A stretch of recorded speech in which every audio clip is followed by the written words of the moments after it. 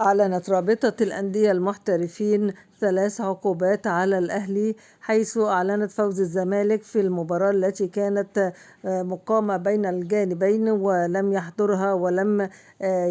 تتم هذه المباراة. أيضا خصم 3 نقاط من النادي الأهلي، وتحميل النادي الأهلي النفقات الخاصة بإقامة المباراة، ويعني المعلنين وما إلى ذلك من نفقات خسرتها المباراة بسبب عدم لعب هذه المباراة والتجهيزات والبث وما إلى ذلك، فيما يخص النفقات التي تكبدتها